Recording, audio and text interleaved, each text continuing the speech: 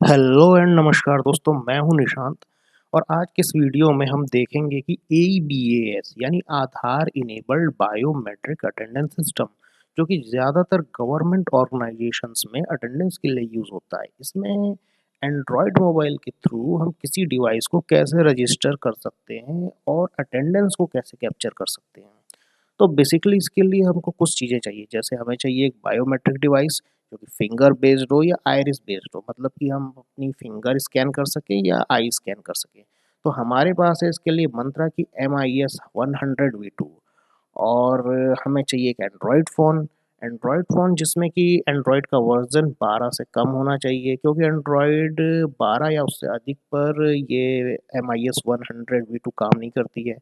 और तीसरा, AEBAS portal पर गवर्नमेंट ऑफिस का रजिस्ट्रेशन होना चाहिए, क्योंकि अगर रजिस्ट्रेशन नहीं होगा तो अटेंडेंस को कैप्चर करके हम कहाँ दिखाएंगे। अब हमें क्या करना है, अब हमको अपना प्ले स्टोर ओपन करना है। एंड्रॉयड फ़ोन पे हम प्ले स्टोर ओपन करेंगे और इसमें सर्च करेंगे MIS 100V2 RD सर्विसेज। और इस सॉफ्टवेयर को, इस एंड्रॉयड ऐप को हम अपने एंड्रॉयड फ़ोन में इंस्टॉल करेंगे। देखिए, वो MIS 100V2 RD सर्विसेज।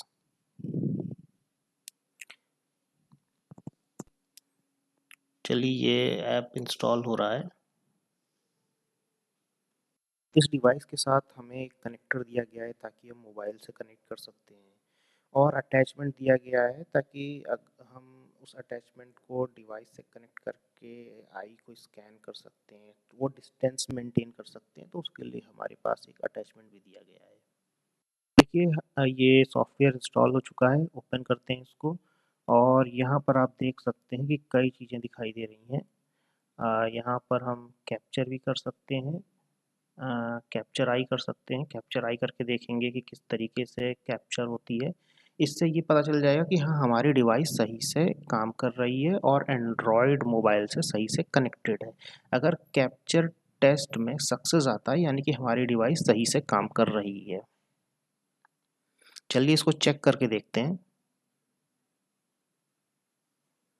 ये हमने इसका कनेक्टर लगा दिया है, और कनेक्टर लगाने के बाद चलिए हम इसको चेक करते हैं एक बार कि क्या ये सही से आई स्कैन कर पा रहा है कि नहीं।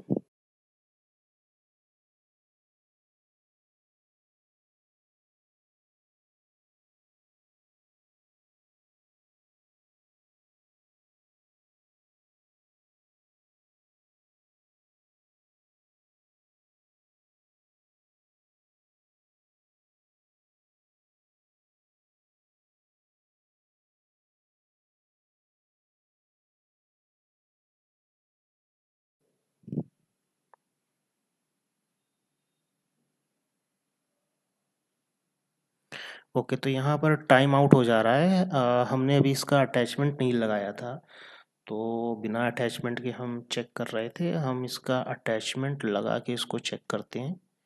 अटैचमेंट लगा के हम देखते हैं कि वाकई में आई स्कैन हो पा रही है कि नहीं हो पा रही है। कैप्चर टेस्ट करके देखेंगे अभी। तो देखिए, अटैचमेंट के लिए हम लगाने के लिए हमें ज़्यादा कुछ नहीं करना है, बस अटैचमेंट को ऊपर से इस डिवाइस के ऊपर अटैच कर देना है सिंपली। बस इस तरीके से ये अटैचमेंट इस डिवाइस के ऊपर अटैच हो जाएगा। नाउ आप टेस्ट करते हैं।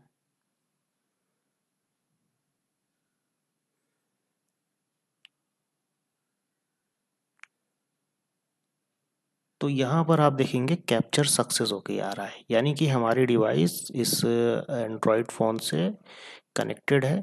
हाँ, यहाँ पर ऊपर अगर आप देखेंगे ध्यान से, तो ऊपर 3 ऑप्शंस आ रहे हैं, और ये तीनों में आपका green button green light on होनी चाहिए। अगर उनमें से एक भी लाइट ग्रीन नहीं है, इट मीन्स कि डिवाइस सही से क्या तो कनेक्टेड नहीं है, या उसमें इंटरनेट नहीं है, या कोई सर्विस काम नहीं कर रही है। तो इन चीज़ों का हमको ध्यान रखना पड़ेगा। अब हमें क्या करना है, अब हमें AEBAS का सॉफ्टवेयर डाउनलोड करना है। तो इसके लिए हमें क्या करना पड़ेगा, इसके लिए सबसे पहले आपको अपने जो गवर्नमेंट पोर्टल है उस पे यूज़र आईडी पासवर्ड डाल के लॉगिन करना पड़ेगा। लॉगिन करने के बाद आप यहाँ पर देखेंगे कि आपके पास एक बटन आ जाएगा, सॉफ्टवेयर डाउनलोड फॉर एंड्रॉयड। तो यहाँ से आप इस बटन पर क्लिक करेंगे तो आपको एक नए पेज पर लेके जाएगा और वहाँ से आप एंड्रॉयड का सॉफ्टवेयर, एंड्रॉयड के लिए सॉफ्टवेयर डाउनलोड कर सकते हैं। जैसे कि लिखा है BAS एंड्रॉयड क्लाइंट APK, तो आप उसको डाउनलोड कर सकते हैं। इसके अलावा फेस ऑथेंटिकेशन का भी, लेकिन हम फेस ऑथेंटिकेशन यूज़ नहीं कर रहे हैं, हम आइरिस स्कैनर यूज़ कर रहे हैं, इसलिए हम एंड्रॉयड क्लाइंट APK इसको इंस्टॉल करेंगे।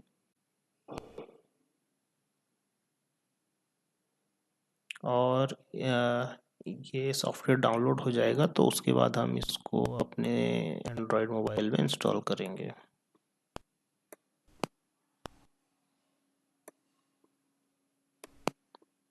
ये डाउनलोड हो रहा है।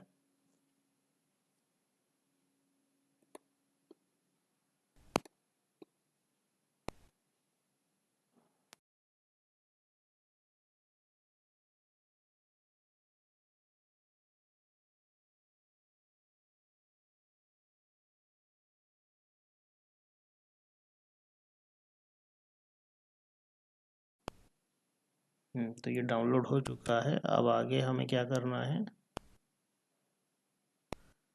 अब इस सॉफ्टवेयर को हम इंस्टॉल करते हैं। देखिए, इंस्टॉल करने के बाद यहाँ पर आपको वो सेटिंग्स ऑन करनी पड़ेगी, क्योंकि ये गूगल प्ले स्टोर में से तो डाउनलोड हुआ नहीं है, ये अदर सोर्सेज से डाउनलोड हुआ है, इसलिए सेटिंग्स में अदर सोर्सेज से इंस्टॉलेशन को ऑन करना पड़ेगा और फिर इस सॉफ्टवेयर को इंस्टॉल करना पड़ेगा। तो ये AEBAS एंड्रॉयड ऐप आपके एंड्रॉयड मोबाइल में इंस्टॉल हो जाएगी।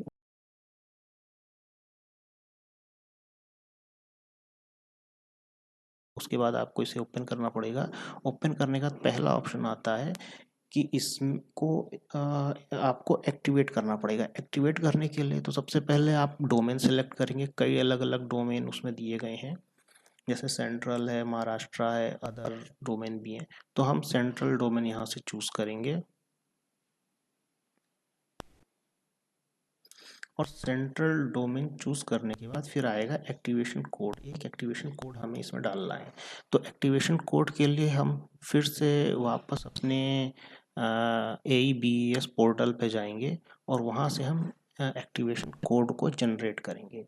एक्टिवेशन कोड जनरेट करने के लिए हमें लोकेशन डालनी है और एड्रेस चूज़ करना है और जनरेट एक्टिवेशन कोड पे क्लिक करना है। तो जैसे ही हम जनरेट एक्टिवेशन कोड पर क्लिक करेंगे, एक एक्टिवेशन कोड हमारे पास आ जाएगा। इस एक्टिवेशन कोड को जब हम यहाँ पर एंटर करेंगे तो हमारी जो डिवाइस है वो एक्टिवेट हो जाएगी और एक्टिवेट होने के बाद ये डिवाइस भी रजिस्टर हो जाएगी हमारे AEBAS पोर्टल पर। नाउ अब इस डिवाइस को हम अटेंडेंस के लिए यूज़ कर सकते हैं। अब हमें क्या करना है, ये रजिस्ट्रेशन होने के बाद यहाँ पर देखिए हमें ओके कर, हम जब भी हम अपनी डिवाइस को अटैच करेंगे मोबाइल से, हमें ओके पर क्लिक करना पड़ेगा ताकि इसकी डिवाइस की सर्विसेज स्टार्ट हो सकें। प्रोसेस होने के बाद जो एडमिनिस्ट्रेटर है उसके बायोमेट्रिक ऑथराइजेशन के बाद ये डिवाइस एक्टिवेटेड हो जाएगी और एक्टिवेट होने के बाद फिर इसमें कोई भी अपना 8 डिजिट आधार इंटर करके अटेंडेंस कैप्चर कर सकता है। देखिए, ये हमारा पोर्टल ओपन हो गया है। पोर्टल का ये ऐप ओपन हो गई है। अब इस ऐप में हम 8 डिजिट आधार डालेंगे। आधार नंबर जो लास्ट 8 डिजिट है उसको डालने के बाद हम फिर से स्कैन करेंगे और इस तरीके से ये देखिए ओके आ गया। तो इस तरीके से हमारा जो आधार बेस रजिस्ट्रेशन है वो हम कर सकते हैं और उसके थ्रू अटेंडेंस को कैप्चर कर सकते हैं।